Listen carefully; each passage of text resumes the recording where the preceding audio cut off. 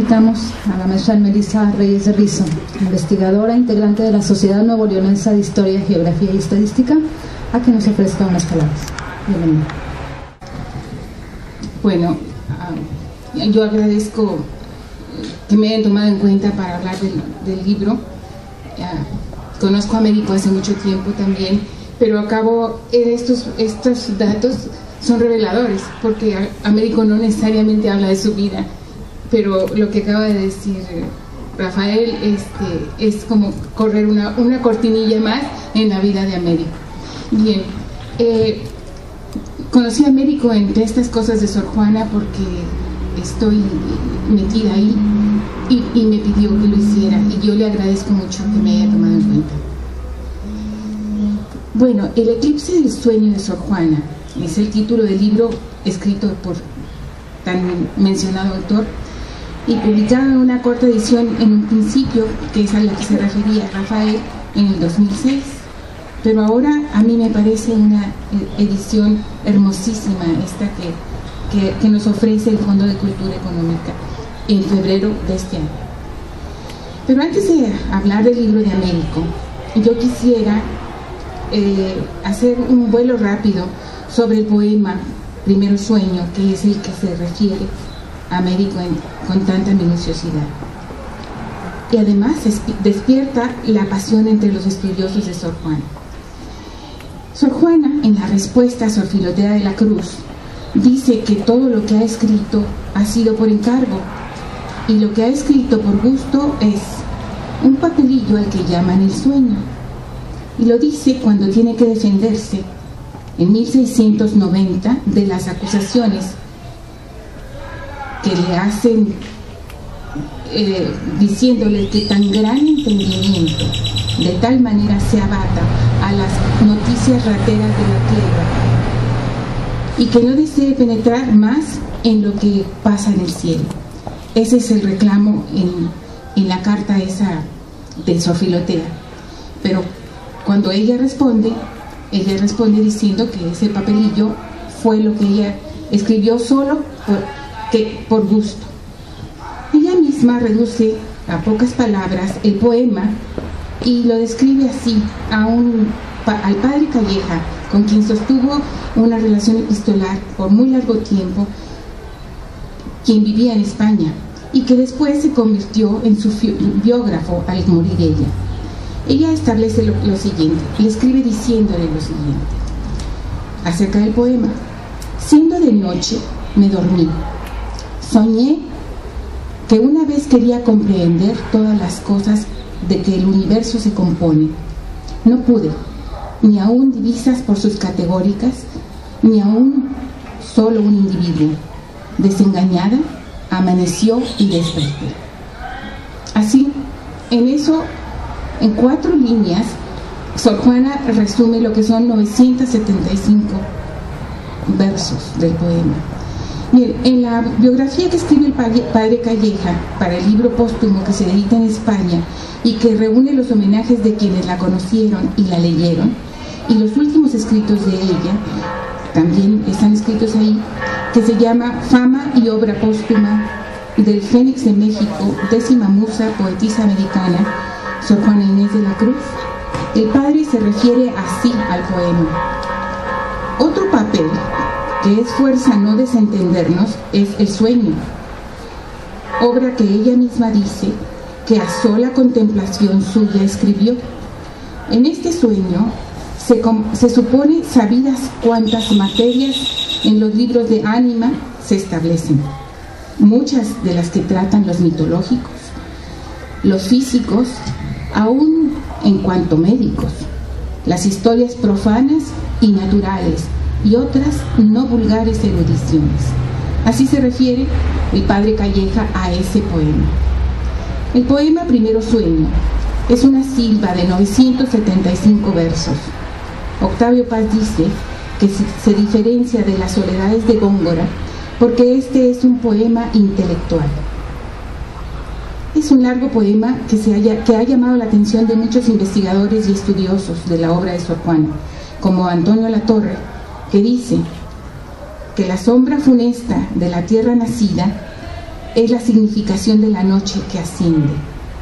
Octavio Paz, por otro lado, dice: es demasiado arquitectónico y complejo para ser confundido con un sueño, en el sentido en que hoy se le da esa palabra.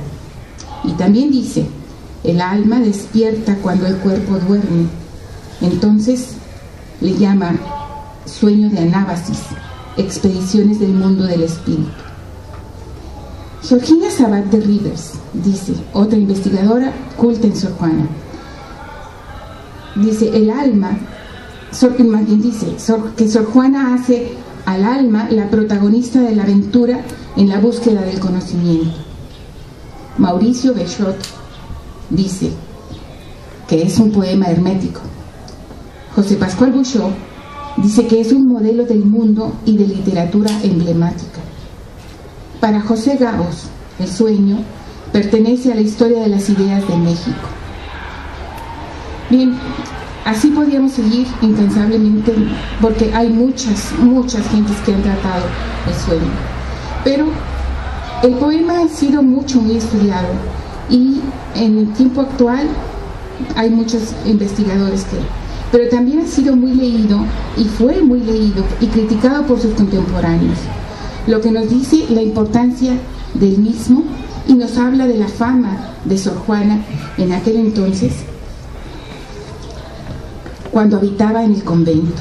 Ahí en el convento ella publicó sus libros y se imprimieron en España y se vendían al mismo tiempo que el Quijote de Cervantes. Sus libros siguieron reimprimiéndose hasta 30 años después de su muerte. Las interpretaciones han sido muchas, tantas como los estudiosos del papelillo. Américo Larralde Rangel nos ofrece una más de ellas, pero esta es totalmente diferente a cualquier anterior. Esta bella edición del Fondo de Cultura, tan pulcra como la que el mismo autor editó, nos entrega una versión diferente, distinta. Nadie antes había reparado en ese significado del poema. El autor de El eclipse del sueño de Sor Juana refiere que en una lectura del poema en un círculo de amigos, como ya lo refirió Rafael, le dan a él la idea de que se está hablando de la geometría de un eclipse lunar, como si la sombra piramidal que surge de la Tierra fuese aquella que impidiese que la luz del sol llegue a iluminar a la luna en el eclipse, y allí se inicia la aventura de interpretación del poema, primero sueño que hace América. Esta recepción lleva al autor a viajar al mismo tiempo y al mismo momento de la observación del eclipse y pararse junto a Sor Juana. Esa tarde-noche en que el eclipse sucede, y contemplar el cielo junto a ella, seguramente parada en la azotea de su celda del convento. Sergio Fernández dice en el prólogo del libro, que intitula Tres ojos hacia el mismo cielo, en el que quiere hacer notar que son tres los que contemplan el fenómeno del eclipse: Sor Juana misma, Américo Larralde, y en último término, así lo dice él, un tanto agazapado, yo. Nosotros nos unimos a ellos en la lectura del libro. Américo viaja en el tiempo para llegar al siglo XVII.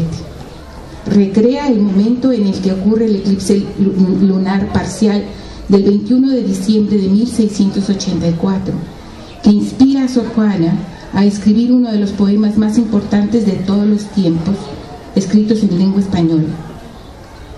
De este encuentro virtual, en que el autor del libro que hoy presentamos recrea, surge una interpretación diferente, y tiene que ver esa noche de luna llena que se ve parcialmente oscurecida por el tránsito de la Tierra entre el Sol y la Luna. Qué suerte la nuestra, pues Américo nos ofrece la oportunidad de un viaje hacia el pasado en la lectura de su libro. Su interpretación, por demás muy minuciosa, nos traslada por los recovecos de la cultura de la Nueva España y nos imbuye de los conocimientos de la época en que Sor Juana hábilmente plasma en el poema, aplicándolos a la descripción del viaje del alma que se desprende desprende del cuerpo al conciliar el sueño. El alma de Sor Juana viaja desprendida del cuerpo, liviana, y va en la búsqueda de los límites del conocimiento. Durante el viaje asciende y pretende llegar a las alturas supralunares, de las que vuelve desengañada y se despierta a la vida con la luz del nuevo día. Américo busca para nosotros y con generosidad vierte en el libro el resultado de esa búsqueda, que es el conocimiento del siglo XVII, que ya tiene un pie en los albores de la Ilustración y que replica los conocimientos científicos de la época. Nos lleva a desentrañar los versos de Sor Juana, en los que ella explica el conocimiento del mundo. Nos permite también conocer cómo en cada verso Sor Juana refiere un nivel de conocimiento que le sirve para la comprensión del mundo en el que vivía y el fenómeno particular que ella estaba viviendo, la explosión de la ciencia y la razón. Nos dice lo que está oculto en el poema y, para fortuna nuestra, eso nos facilita su comprensión. Sor Juana empieza por decirnos con sus conocimientos cómo el cuerpo al dormir cae en las diferentes etapas del sueño fisiológico, pero también lo adorna con referencias constantes a la mitología griega. El estudio del autor le permite recuperar todo el estado de las artes de la época que utiliza Sor Juana y nos lo va contando conforme avanza en la profundidad y conocimientos. Lo dice el padre Calleja, materias muchas de las que tratan los mitológicos, los físicos, aún en cuanto médicos. Sor Juana muestra la idea que tiene del cuerpo humano y la precisión del funcionamiento de los órganos que llevan al descanso nocturno. Sor Juana dice en el poema acerca del cuerpo, y la cito: en sosegada calma, un cadáver con alma, muerto a la vida y a la muerte vivo. El cuerpo con alma está en reposo, en el sueño, en la etapa primera. Luego viene el desprendimiento del alma, la reina de lo sublunar, y sigue diciendo: gozosa mas suspensa pero ufana, y atónita aunque ufana, la suprema de lo sublunar, reina soberana, la vista perspicaz, libre de anteojos de sus intelectuales bellos ojos. Es el alma desnuda, desprovista del intelecto, y sigue el poema.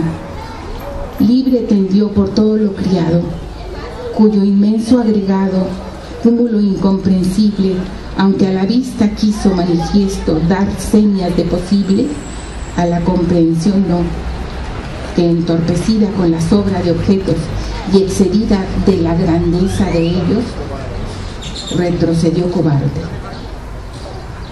El alma maravillada retrocede para no morir más, no morir como Faetón lo hizo, como Ícaro, quienes aceptaron el reto de los conocimientos y del desafío, pero murieron. El alma de Sor Juana retrocede cobarde. El poema trata de eso, del alma, el viaje del conocimiento hacia el infinito y la frustración de no poder conocerlo todo. A la Torre dice: primero sueño es la expresión del deseo más íntimo y profundo de Sor Juana, conocerlo todo, leerlo todo sin límite alguno, sin fronteras, sin estorbos.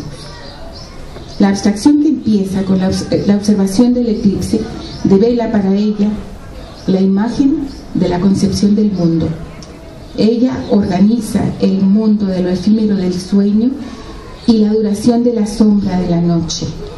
Américo dice de Sor Juana: alude en sus versos a la fecha misma en que lo escribe y encuentra la fecha en que ella observa el cielo, el 21 de diciembre de 1684, fecha en que ocurre el eclipse y que también es el solsticio de invierno. El autor además nos dice: y entre una y otra, las constelaciones que nombra de manera explícita Sor Juana en su poema dibujan el horizonte de poniente a oriente. Argo Navis, Canis Major, Orión, Auriga, Piscis, las Pléyades, Cefeo y Aquila. Y las constelaciones del eje del eclipse de manera tácita las nombra.